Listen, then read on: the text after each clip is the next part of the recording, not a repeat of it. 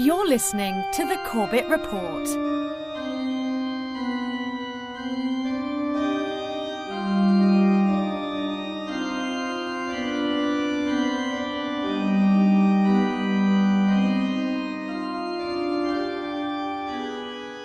David Rockefeller, last surviving grandson of oligarch John D. Rockefeller, is dead.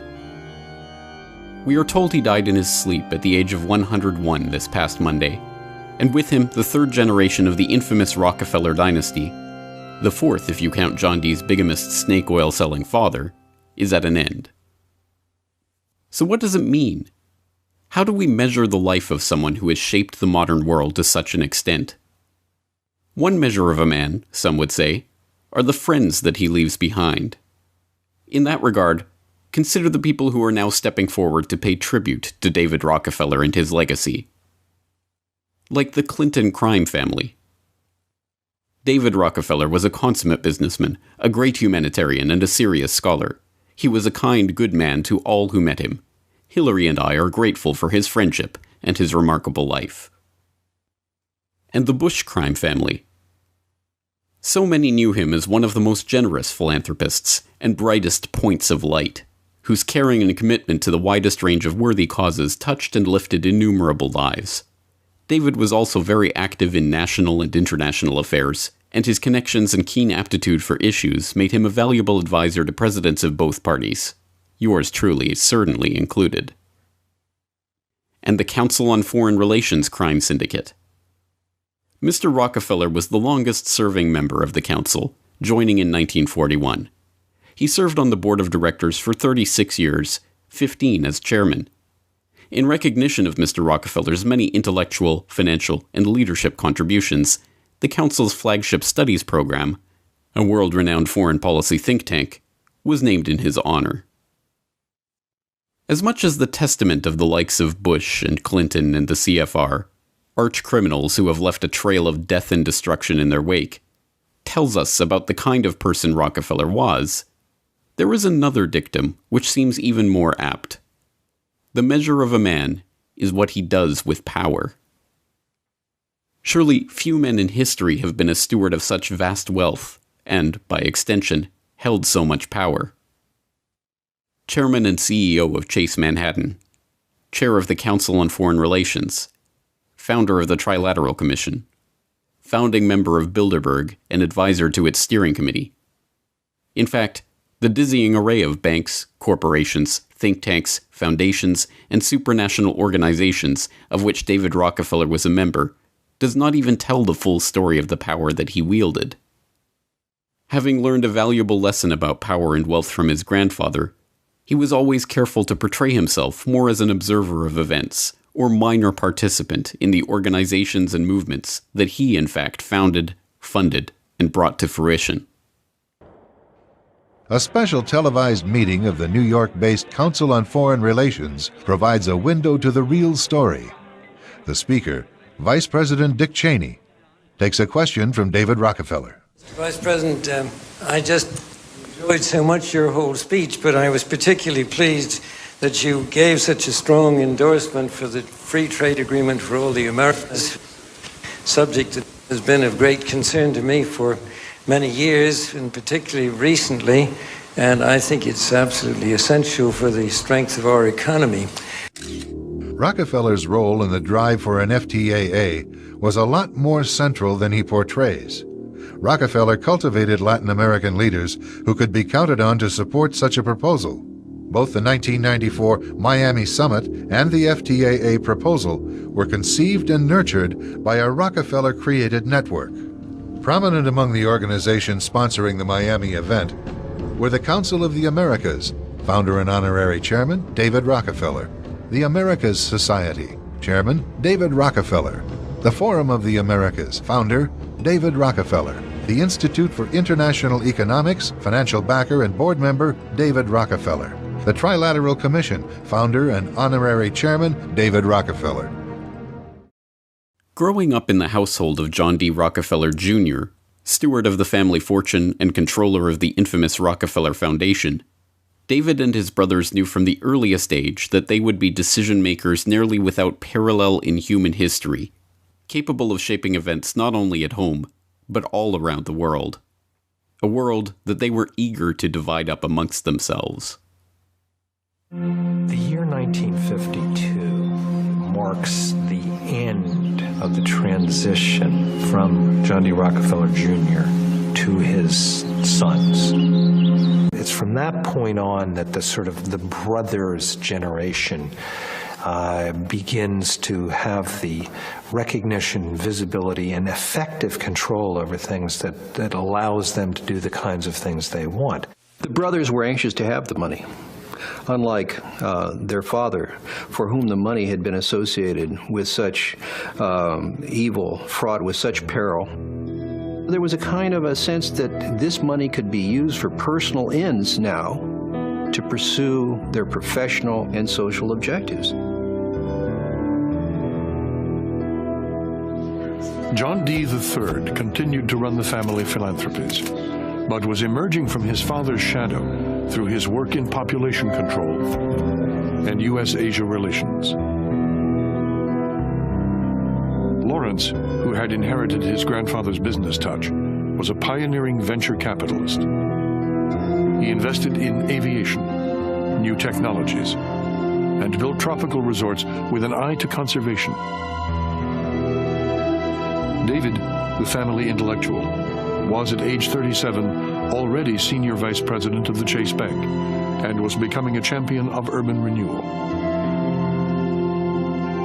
Even Winthrop had found an interest of his own.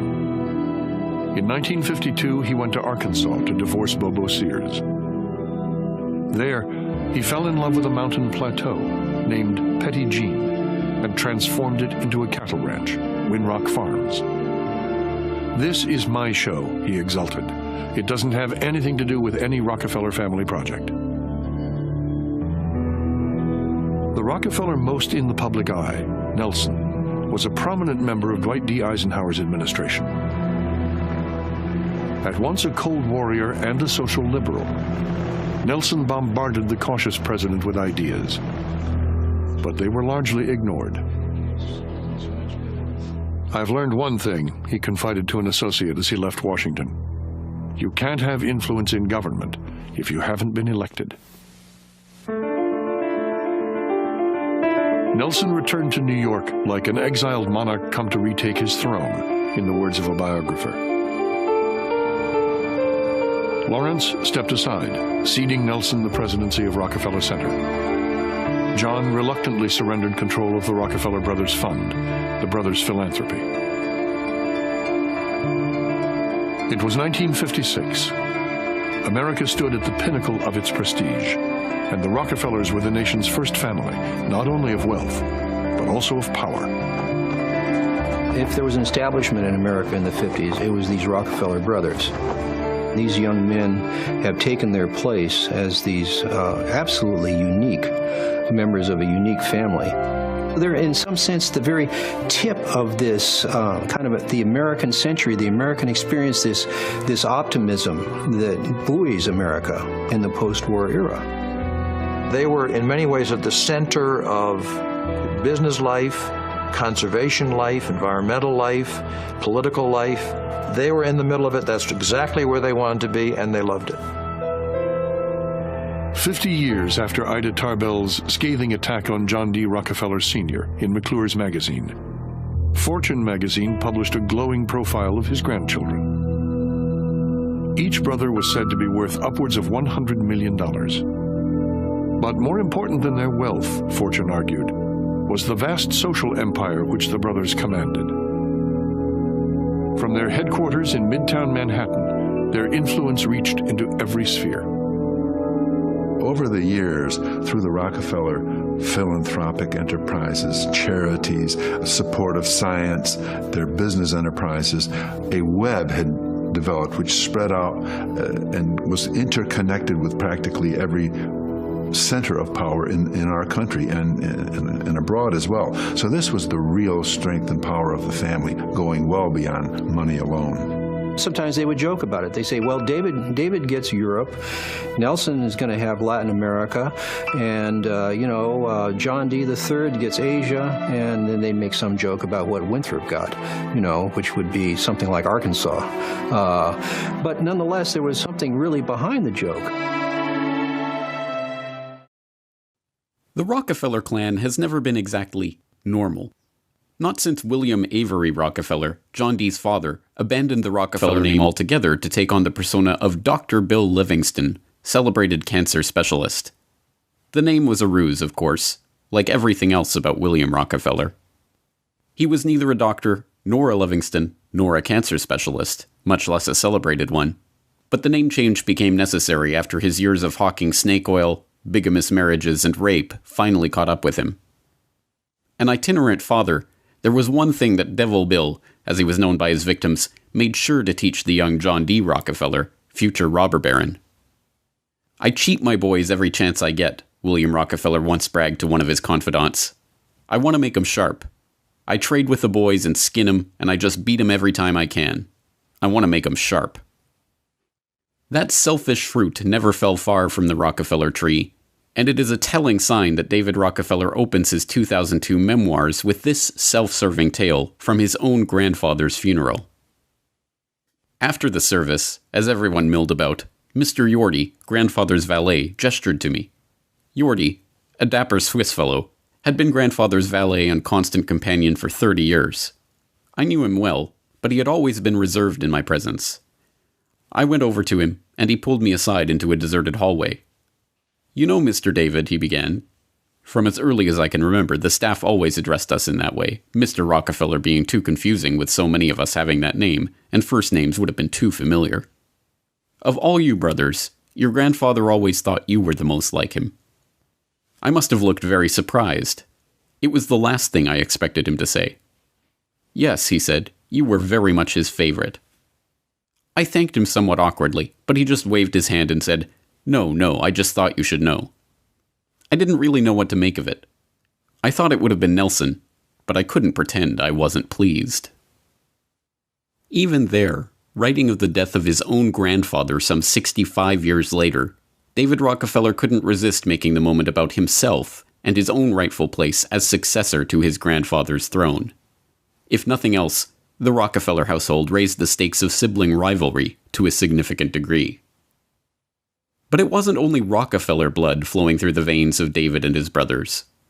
Their mother, Abby Aldrich Rockefeller, was the daughter of Senator Nelson Aldrich, one of the most powerful and influential politicians of his age. And then, of course, your mother, and you wrote so lovingly about both of them, but your mom was a member of the Aldrich family, and that was, among other things, a very powerful political family. And I know that in my reading and teaching of American history, Senator Aldrich was a major force in America 100 years ago. That's true. He was United States Senator for 33 years and was the leader of the House rather the Speaker of the Senate for a number of those years. So he did play an important role in American foreign and domestic policy during that period. Unfortunately, he died, as did we did 3 of my 4 grandparents the year that I was born, so I never met him. But my mother greatly admired him and traveled with him a great deal, and I always felt very proud of what he did in the Senate. David's brief description glosses over the truly central importance of Senator Nelson Aldrich, referred to by many as the general manager of the nation. As a key figure on the influential Senate Finance Committee, Aldrich oversaw the nation's currency. It was in this capacity that he presided over a secretive Jekyll Island conclave with the nation's richest and most powerful banking interests in 1910.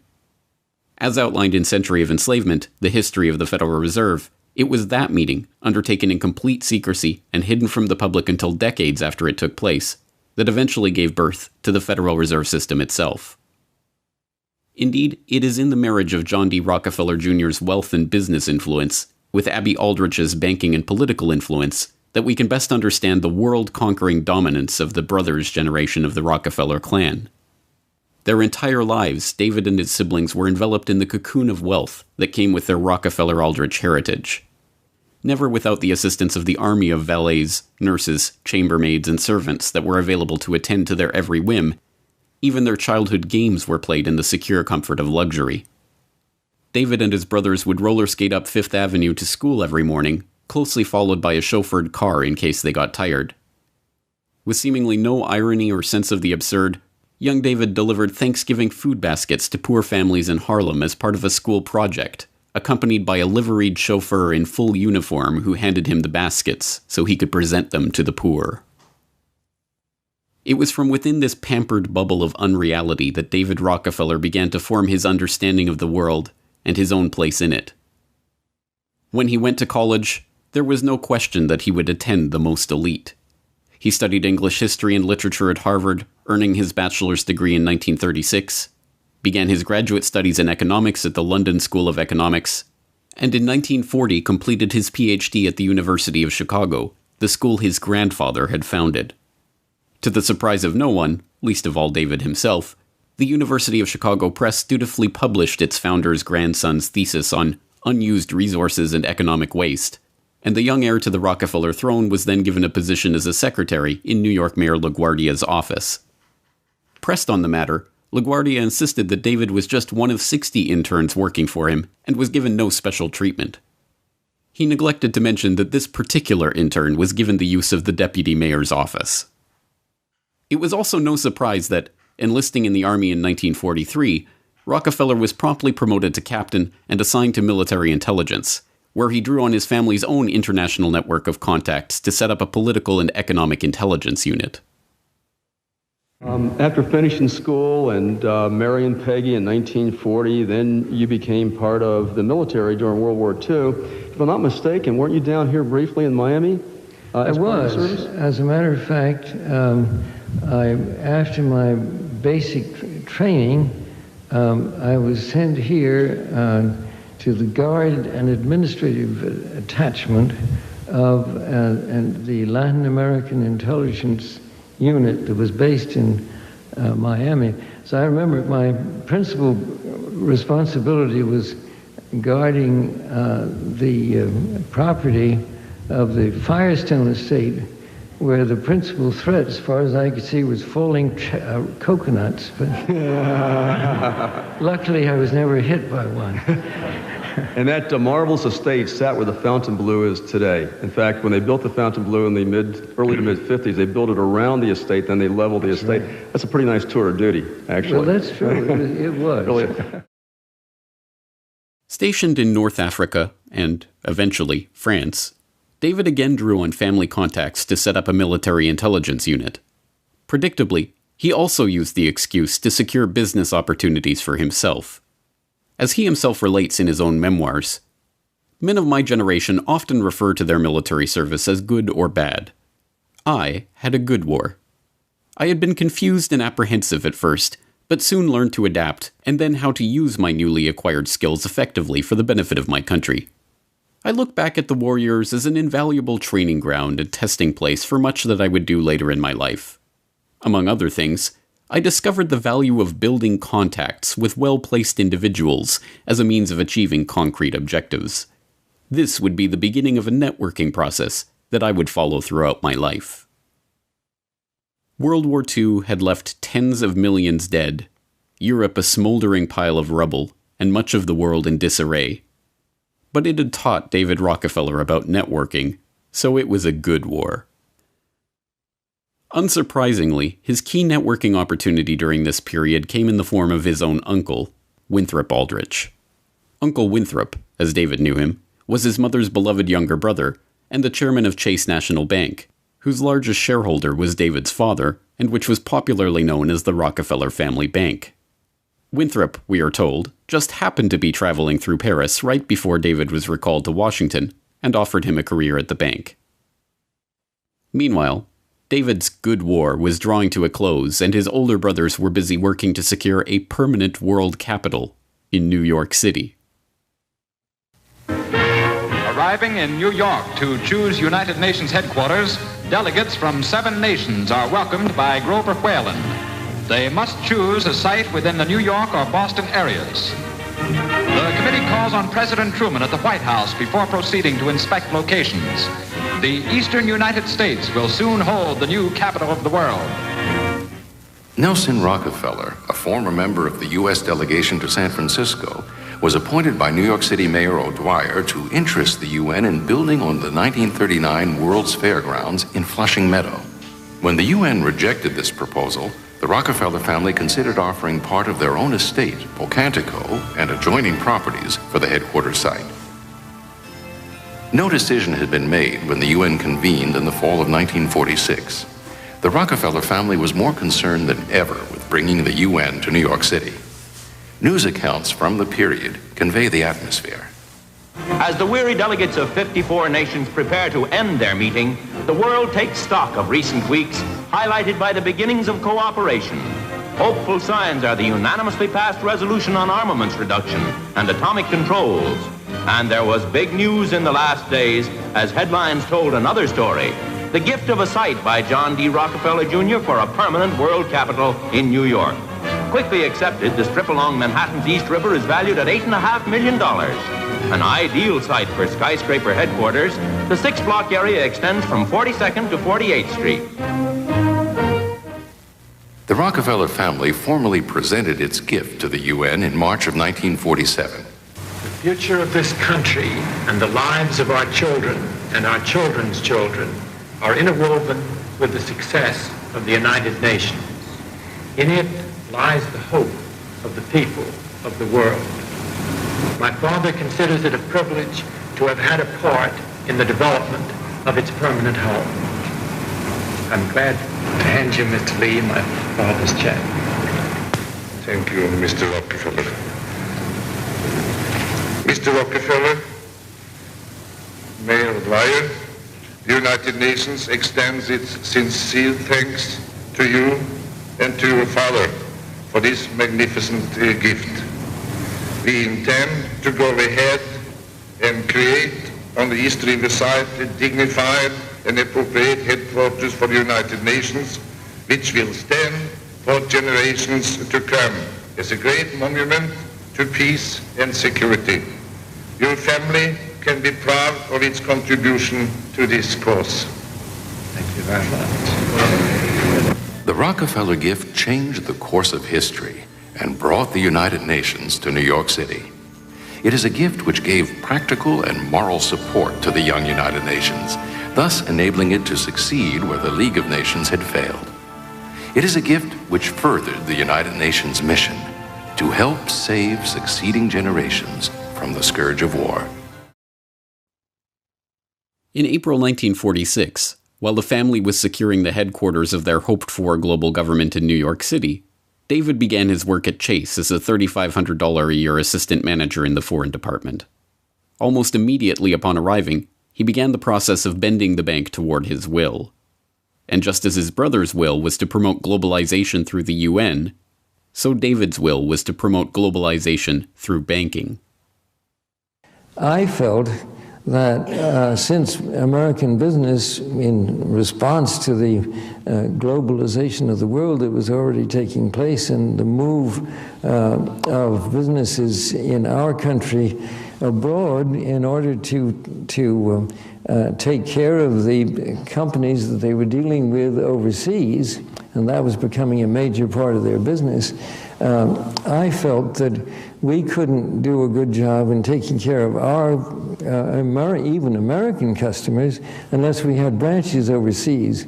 So little by little, over a period of about 30 years, we opened branches and offices in about 50 countries around the world, and were represented in other ways in many more than that. And of course, this was something that was of great interest to me, and therefore I quite frequently would go over to the countries which I thought we should be in and meet with the leaders of the country as well as the business leaders. And this, of course, is essentially the way that I happen to know as many people as I do around the world. And I feel that that was certainly one of the best things I did for the bank. David presents the globalization of the banking industry, a process that he himself spearheaded, as merely a reaction to the needs of the business world. But it is impossible to separate the business interests of his bank from his own business interests, or that of his personal network of family friends. And, as with so much else in David Rockefeller's world, both these business and personal interests converged at the globalist ideology which motivated him throughout his life. Working his way up the ranks of Chase's corporate ladder to eventually become the bank's chairman and CEO, David soon found himself at the heart of world geopolitics, an unofficial emissary from the Rockefeller family and the banking and business interests it represented to the rest of the globe. When Moscow opened its doors to the first American bank since the 1920s, it was to David Rockefeller's Chase. When Beijing did the same, allowing the first American bank since 1949, it, too, was opening the door for Rockefeller. When America became embroiled in the Vietnam War, David used the opportunity to open a branch in Saigon. Along the way, David's networking process helped him befriend a rogues gallery of dictators and despots. You also mentioned in here an encounter with Saddam Hussein in Iraq, in Baghdad. Was there anything in that meeting some 20 years ago that would have led you to believe that he'd be playing the role he is today? I don't think so, but in the light of what's happened, it certainly makes it all the more interesting. I did it actually at the request of Henry Kissinger, who was then Secretary of State. I was going anyway to that part of the world, and Chase had business with the leading commercial bank in Iraq, and so I was going for that. And he asked me if I would also go to see him to say that he would like to establish closer touch with the regime. He felt that it was important that our two countries communicated more effectively. I did see him, and he was pretty cold, and he said the only way we could hope to establish closer relations would be if we would discontinue our support for Israel. Well, it was not likely that that was going to happen. Right. So it was not a terribly productive meeting, although in the hindsight it was certainly an interesting one.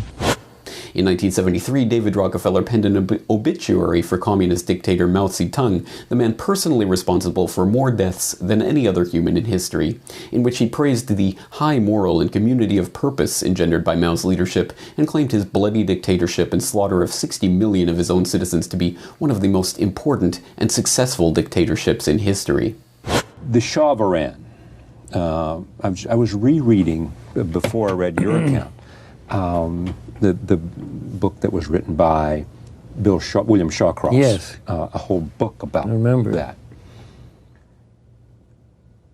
Do you have any regrets about that?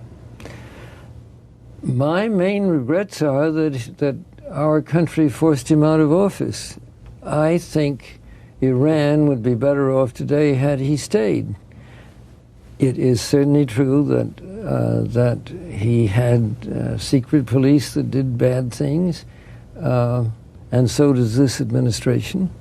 But I think that he saw what needed to be done in Iran in the way of education and health, and in many other areas, and he took steps to do something about it.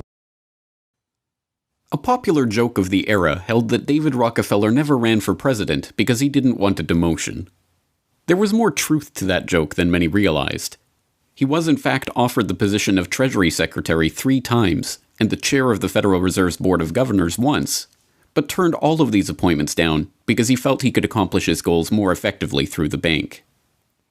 But as tireless as Rockefeller was in his pursuit of globalization, personally visiting 103 countries and racking up over 5 million air miles as he amassed a network of no less than 150,000 personal contacts for his Rolodex, David's ambitions were larger than even he could personally oversee. Like any good crime syndicate leader, he would need a capo. And he found the perfect such vessel in Henry Kissinger. And you mentioned, David, Henry Kissinger, and I think he first was noticed by the Rockefeller family after he wrote a a very erudite work on nuclear weapons and nuclear war back in the late 1950s. Nuclear weapons and foreign policy. Right. Yes. And it was then published, and from that time on, he became pretty close to the Rockefeller family. Well, he did. Actually, I guess I was the first one who got to know him because he was a member of an organization called the Council on Foreign Relations in New York, and there was a study group at that time that he, as then a young instructor at Harvard, presided at.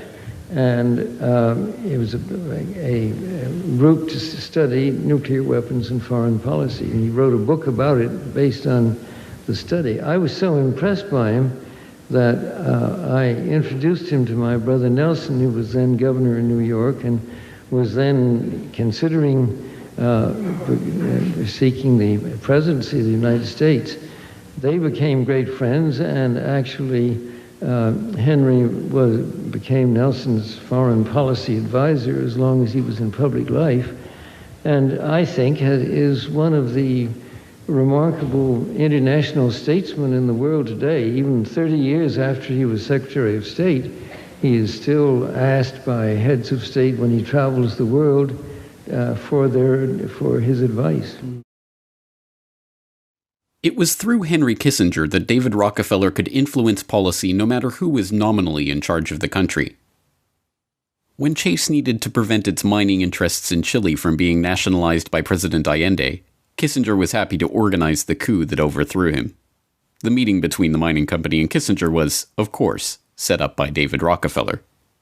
Only Nixon could go to China, but it was Rockefeller's emissary, Henry Kissinger, who preceded him. And as soon as diplomatic relations were normalized, there was Rockefeller to open Communist China's first American correspondent bank. When Nixon fell, Kissinger survived the fallout and retained his position as National Security Advisor to Ford. When William Casey, Reagan's campaign manager, was busy arranging the delayed Iranian hostage release for the 1980 October surprise, he was in secret contact with Henry Kissinger, although campaign visitor logs showed that David Rockefeller made a personal visit himself, just to make sure. Incredibly, even as late as 2006, a full 3 decades since leaving official government office, Kissinger was revealed to be secretly advising Bush throughout the Iraq War, with Cheney admitting he talked to Kissinger more than anyone else, and Bush treating him like a member of the family with a standing invitation to call whenever he was coming to Washington. Even more incredibly, in 2016, just after being feted by Obama for his career of spreading Rockefeller globalism for the deep state ruling class, Kissinger met with Trump to tell him what U.S. foreign policy would really be under a Trump administration. So, James, just as we're learning today, as we're taping this, at least here in the States, it's May 18th to me, Trump and Kissinger hold foreign policy huddle in New York. Donald Trump met with Secretary of State Henry Kissinger in New York, the latest in his efforts to strengthen his foreign policy bona fides. Trump's motorcade rolled into Kissinger's home around 3 p.m., where the low-profile meeting lasted about an hour. Trump aides say the presumptive GOP presidential nominee and 92-year-old diplomat have spoken over the phone multiple times, and that Trump requested the face-to-face. Sean, how did the Kissinger meeting go? Can you tell us? Really well. Really well? Yeah, they've known each other for a long time, and they talked about China, Russia, other world hotspots, but it was a phenomenal meeting. China, a country you know so much about. First, Donald Trump has been, he's talked about calling them a currency manipulator immediately. He's talked about being very tough on China. Do you think he will maintain that posture from the campaign, or what will he learn about China as he comes into dealing with it? Well, I hope he wouldn't maintain the posture during the campaign, literally. There is the impact of globalization, and I wrote minor things about that earlier. Not enough attention was paid to the fact that it was bound to have winners and losers, and that the losers were bound to try to express themselves in some kind of political reaction. In my view, in the present situation, one should not insist on nailing him into positions that he had taken in the campaign, on which he doesn't insist. If he insists on them, then of course disagreements will become expressed. But if he develops another program and leaves the question open of what he said in the campaign, one should not make that the decisive element. You're saying very nicely that we should welcome some flip-flops. Of course, Rockefeller and his network did not put all of their globalist eggs in the Kissinger basket. Instead, David Rockefeller was the founder, funder, chairman, director, or board member of a dizzying array of organizations that he used as fronts to advance his business and political agendas around the globe. When he needed to pry open Latin America for Chase, he founded the Council of the Americas. When he wanted to expand NAFTA into a free trade agreement covering the entire Western Hemisphere, he used the Council, as well as a number of other organizations he personally founded and funded, to push for the free trade area of the Americas. When he wanted to shape the reconstruction of Europe in the wake of his Good War, he sat on the committee that created the Marshall Plan, which eventually directed $13 billion of U.S. taxpayer money to Rockefeller and his corporate cronies. When he wanted to do the same in Japan, he chaired the Japan Society that his brother had founded. He funneled U.S. trade with the Soviets in the depth of the Cold War through Chase via the U.S.-USSR Trade Council that he founded and directed. And, as always, there were the unimaginable resources of the overlapping family philanthropic organizations whose boards he sat on, and whose resources he could direct to benefit his own agenda. The Rockefeller Brothers Fund, the Rockefeller Family Fund, the Rockefeller University, and a host of similar bodies. But there were other, more secretive groups. Groups that Rockefeller helped to found or direct, and that draw their membership from the highest reaches of business, finance, government, and even royalty. Groups so secretive that their very existence was denied for decades. Groups like the Council on Foreign Relations. Although the CFR, from its founding in the wake of World War I, had been largely directed by interests connected to J.P. Morgan, the Rockefellers had been warm to the Council and its interests from the beginning. The Rockefeller influence on the CFR rose when David joined as a member in the 1940s, and by the time he became the director of the organization in 1970, the takeover was complete. Here is the Council's annual report published in 1978. The organization's membership list names 1,878 members. And the list reads like a who's who in America. 10 CFR members are U.S. senators. Even more congressmen belong to the organization. Sitting on top of this immensely powerful pyramid, as chairman of the board, is David Rockefeller. As you can see from this page in the CFR annual report, 284 of its members are U.S. government officials. Any organization which can boast that 284 of its members are U.S. government officials should be well known. Yet most Americans have never even heard of the Council on Foreign Relations. One reason why this is so is that 171 journalists, correspondents, and communications executives are also CFR members, and they don't write about the organization. In fact, CFR members rarely talk about the organization inasmuch as it is an express condition of membership that any disclosure of what goes on at CFR meetings shall be regarded as grounds for termination of membership. Even more secretive and exclusive was the Bilderberg Group, founded in 1954 by Prince Bernhard of the Netherlands. Meeting annually, the group has brought together the world's richest and most powerful bankers, corporate heads, government officials, and royalty from Europe and North America for the past half-century. From the beginning, the conference was an incredibly exclusive affair, and one in which the utmost secrecy was demanded from its participants. Only 73 people attended that first meeting in 1954, including Prince Bernhard, several members of parliaments of various European nations, foreign ministers, the former Prime Minister of France, the director of J.P. Morgan, the chairman of Unilever, and other international power players. From within that 73, 10 rapporteurs were selected to introduce the talking points on the agenda and lead group discussion, including, of course, David Rockefeller. Over the 63 years of its existence, the group has hosted discussions that have given birth to the European Union, and, later on, the Euro, planned the 1973 oil crisis, and set the timetable for the 2003 invasion of Iraq, amongst many other things. The group itself has lived in nearly total obscurity for much of that time, guarded from discovery by the publishers and editors of mainstream media organizations that dutifully complied with the meeting's demand for secrecy from attendees. It wasn't until independent internet-based media outlets began covering the meetings in recent years that the group was forced to start an official website, and conference minutes and even recordings of the very first Bilderberg meeting have been leaked online. You may wonder why I have asked you to come here. I have in mind a completely frank and open exchange of views, and this is ensured to you, and it is essential for our success. There is no verbatim quotation of anybody, and there is no press, so you are quite free to let yourselves go, if I may say so. Although as founding member, rapporteur, and steering committee advisor, David had remarkable control over this, one of the most exclusive and powerful organizations in the world. Remarkably, even that was not good enough for him. Concerned by the lack of Japanese participation in the meetings as Japan grew in economic importance, he lobbied the Bilderberg Conference to begin inviting Japanese members to the meetings.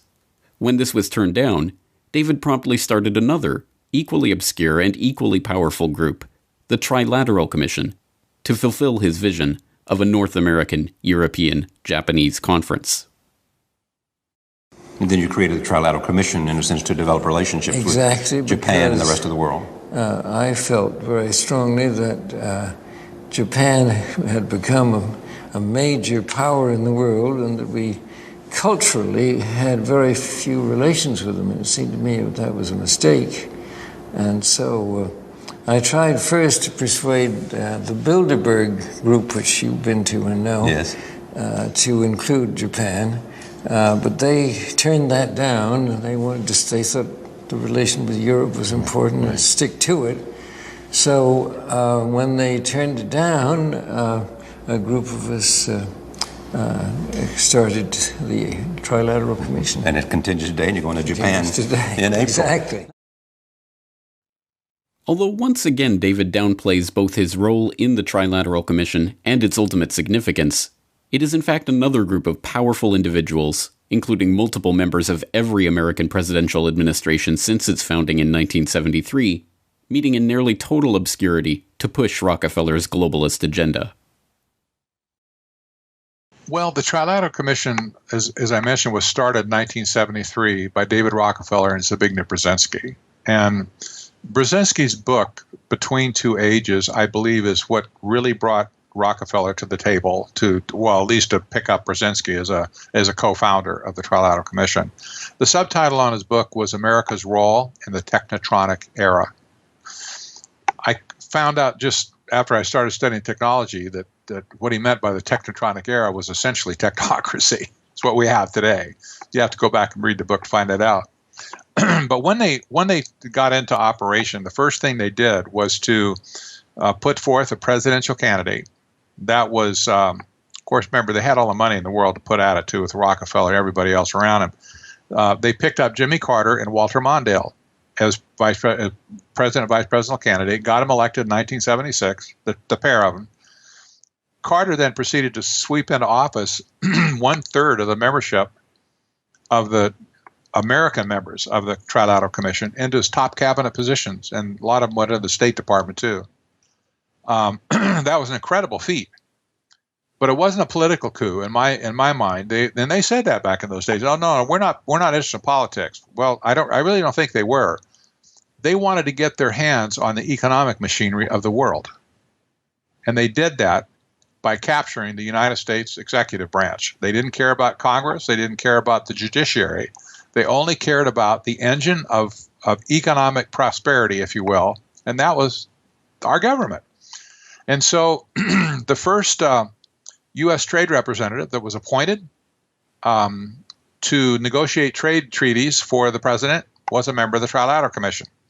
In fact, ever since then, there have been 12 different members or 12 different USTRs that have been appointed by the president along the way. That's over a period of a long time. 9 of those 12 have been members of the Trilateral Commission. What can you say to that other than the fact that, well, it tells you what they were after? They wanted to be in a position to have their man negotiating these treaties like NAFTA and CAFTA and the TPP. The current USTR, Michael Froman, who's putting together the Trans-Pacific Partnership and also the Transatlantic coming right behind it, this guy's a member of the Trilateral Commission. When does this stuff stop? You see? Then you have the situation with the World Bank. The president of the World Bank is always appointed by our president. That's how it's set up at Bretton Woods. Europe gets to pick the IMF head, and so they always pick that. But there have been 8 members of the 8 appointees to World Bank since Jimmy Carter. 6 of those have been members of the Trilateral Commission. Now you say, well, what's the big deal with the World Bank? Well, the World Bank has been the major engine of globalization around the world. They had it in their pocket the whole time. You just have to ask the question, okay, they own that position, they own the World Bank, they own the USTR, they own the executive branch, lock, stock, and barrel by and large. Are they looking out after American interests? You know, like just us in America or people in Canada or whatever? I mean, are they looking after our family and even a North American continent? No, they're negotiating for themselves. And what are their goals? Well, they said originally to create a new international economic order. The Rockefeller fortune, a worldwide network of contacts, the Chase Bank, CFR, Bilderberg, and the Trilateral Commission. If the measure of a man is what he does with power, then it should be remarkably simple to take the measure of David Rockefeller. So what precisely did he do with all this power? This is no great secret. He made no effort whatsoever to hide his aims or intentions, as he himself freely admitted in his 2002 memoirs.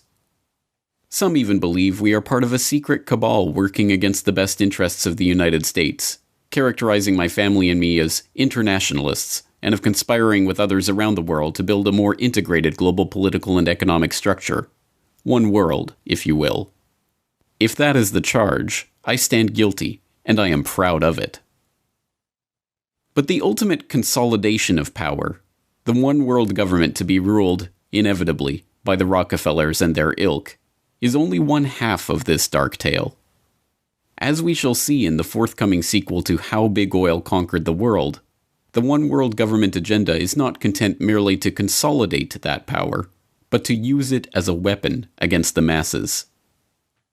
The intimate relationship between the eugenics movement and the Rockefeller family is a dark and largely uncovered part of its history, but it draws a straight line between the Bureau of Social Hygiene, the Eugenics Record Office, and other organizations funded and promoted by John D. Rockefeller Jr. on the one hand, and John D. Rockefeller III's founding of the Population Council from the offices and officers of the American Eugenics Society on the other.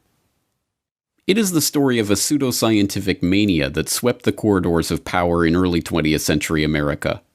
A mania that deprived tens of thousands of the most fundamental human right, that of procreation, and sought to deprive them of much more than that, based on nothing more than the assertion that the poor and destitute did not deserve to pass on their genes. Or protoplasm, as the early pushers of this pseudoscience called the hereditary mechanism that they had not yet discovered. It is not difficult to see how such a philosophy was inherently flattering to the Rockefellers of the world. The rich and powerful deserved to be rich and powerful by virtue of their very genetic makeup. Who could argue with that?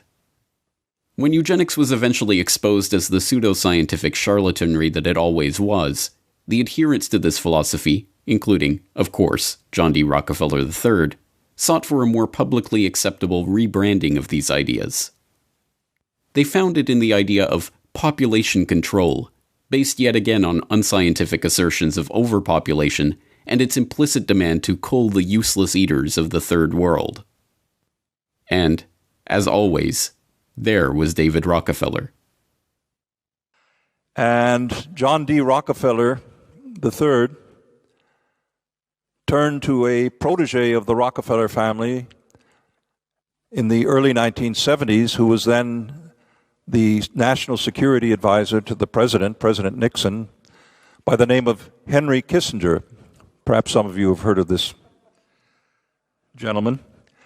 And Kissinger was commissioned to do a top-secret study called NSSM 200. Later in the 1990s, this was in 1974, in the 1990s it was finally declassified from top secrecy, and people could read what was in there. But it became, on the signature of President Gerald Ford, it became official U.S. government policy for the first time to impose population reduction on what Kissinger called developing countries where they have rapid population growth and rich raw material resources that the West needs to fight the Cold War, oil, metals, rare earth metals, whatever. So Kissinger argued that these rapid population increases will create population that will demand of their governments that they get a share of the pie, that they have an economic development. Well, what an obscene thing for populations to demand economic development, a good standard of living, adequate food, shelter, and so forth. We can't allow that to happen, so we have to reduce populations. And herein lies the dilemma that we all face. Let me illustrate. Improved public health has caused the world's infant mortality rate to decline by 60% over the last 40 years. In the same period, the world's average life expectancy has increased from 46 years in 1950s to 63 years today. This is a development which, as individuals, we can only applaud.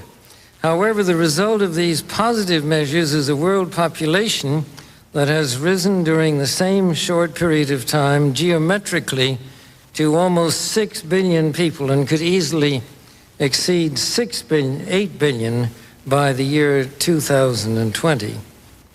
The negative impact of population growth on all of our planetary ecosystems is becoming appallingly evident.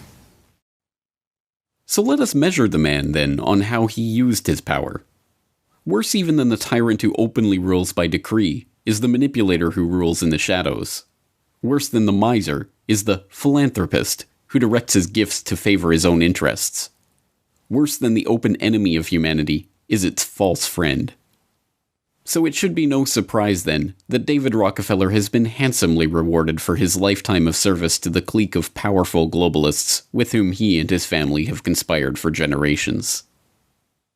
And the Rockefeller family's commitments to the United Nations did not end with this exceptional gift. It continues to the present day, and it is personified by David Rockefeller, whom we honor for his dedication to democratic principle, for his dedication to development, and for his dedication to international peace.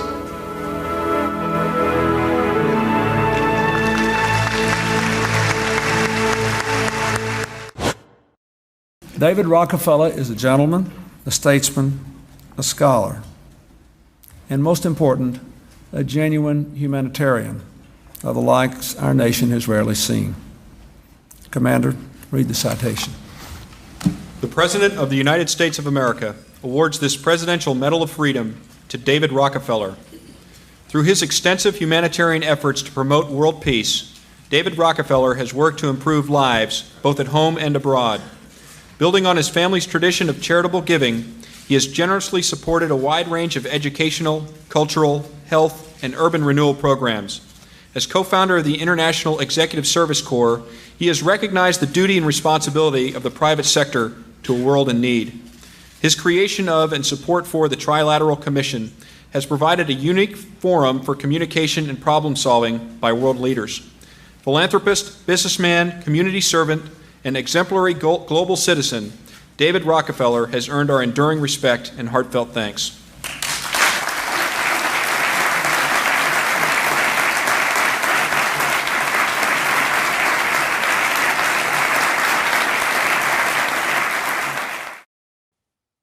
But even in the light of all of this, there is no victory in David Rockefeller's death. His passing is no cause for celebration. David Rockefeller left the world the same way he came into it. Rich beyond compare, mercilessly cruel, obsessed only with himself and his own interests. There was no Ebenezer Scrooge moment before he died, no throwing open of the curtain on his lifetime of dirty deeds, no repenting of his ways or undoing of the damage he has done. And there is, of course, no reprieve from the agenda which he furthered, the ideology that he promoted. It rolls on, uninterrupted, in his absence. Donald Trump mentioned that he had a phone call with you. How did that conversation go?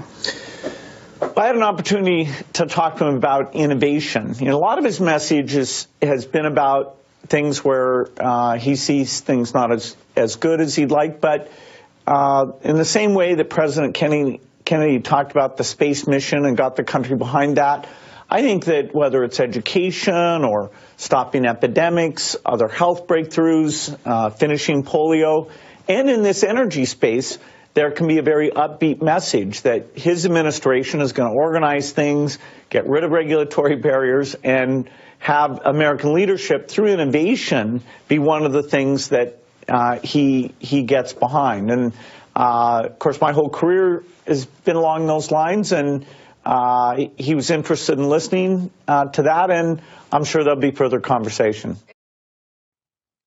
No, David Rockefeller's death is no cause for celebration. But there is something worth celebrating. The people who are rising up across the globe to identify and expose the David Rockefellers of the world. The increasingly energized masses who are learning about the CFR, the Bilderberg Group, the Trilateral Commission, the works of these so-called philanthropists, the real agenda of these global governmental organizations. Those citizen journalists who, armed with nothing more than a camera and an internet connection, are pulling back the curtain and revealing the Wizard of Oz for what he truly is. Rockefellers, come back. We don't want your New World Order, you know? Leave Chile right now. Leave Chile. You are not... You're killing a lot of people! You're killing a lot of people! Leave here! Leave Chile right now! Leave Chile! Leave Chile! We don't want your world government! Leave Chile right now! Leave Chile, okay? Leave Chile! Your family is the most disgusting in the world, you know?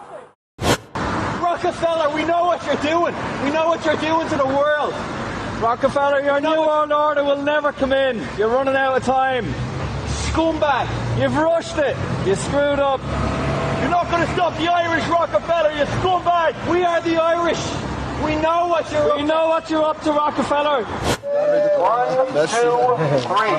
Happy birthday to you. Happy birthday to you. Happy birthday, dear Rockefeller. Happy birthday to you. There is a Johnny Goodman.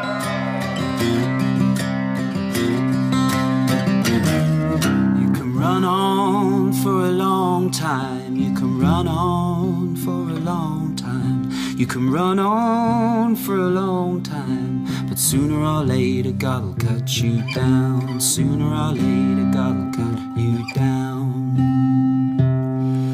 Go tell that long-tongued liar. Go tell that midnight rider. Tell the rambler, the gambler. The Corbett Report is brought to you by the Corbett Report subscriber, a weekly newsletter featuring James Corbett's International Forecaster editorial, recommended reading and viewing, discounts on Corbett Report DVDs, and once a month, a subscriber-only video. Sign up today to start receiving your copy at corbettreport.com/support. I have now something else to thank you for, David. I've been wondering how we could get this ceremony out into the popular consciousness, and with the mention in the citation of the Trilateral Commission, I know we're going to be on talk radio all over America today. So thank you very much.